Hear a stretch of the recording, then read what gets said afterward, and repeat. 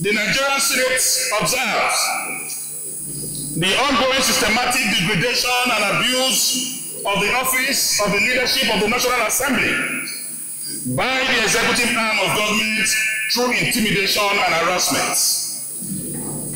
The Senate notes regrettably that the executive arm of government, as presently constituted, is seen to come to terms with the constitutional tenets of separation of powers and the independence of the legislative arm of government.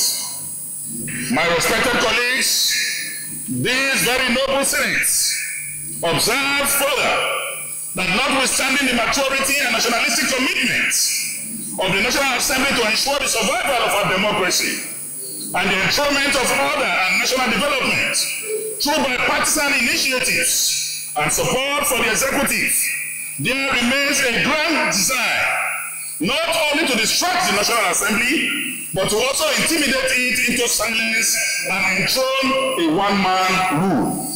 Warn the executive arm from trending on the path of criminalizing or interfering in the running of the internal affairs of the Senate. We owe this country a duty to reflect the content of this oath in our everyday life as long as our tenure exists in this chamber. I believe very strongly, Mr. President, that the motion in question which I'm going to second this morning is extremely very fundamental, and I challenge every member of this hallowed chamber to speak his mind as regards the content of this motion. Mr. President, we should rise up and tell ourselves the truth. We should rise up to defend our democracy. We should rise up and tell the world that there is an attempt to strangulate the legislator, and we must say no to it. All these issues, all the trivialities, all the intervening variables that are coming to the Senate should be put where they should belong. We must work as a group. We must work as a united members of the National Assembly.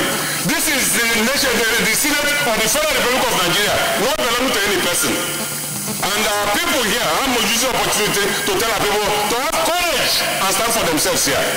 And I know if a police has a case, they must invite a complainant.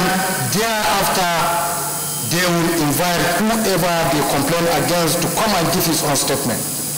This is the procedure, this is standard everywhere in the world.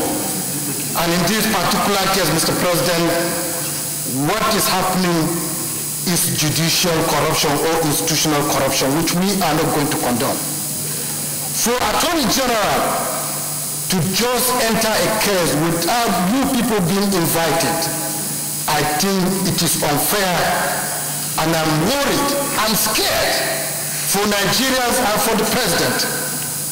If we allow this thing to continue, there are forces that they want to drag this democracy. This thing is a calculated attempt.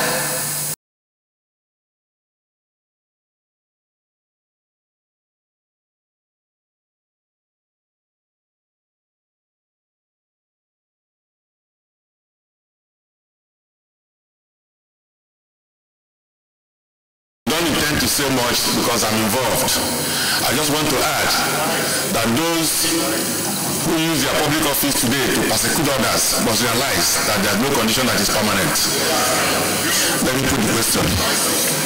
Mandate the Senate Committee on Judiciary, Legal Matters and Human Rights to within 2 days summon the AGF, Attorney General of the Federation, explain and justify with evidence the basis for his action and why it does not constitute gross misconduct, incompetence, contempt of court, and abuse of office. So in support of this prayer, say aye. Those against say nay. The ayes have it.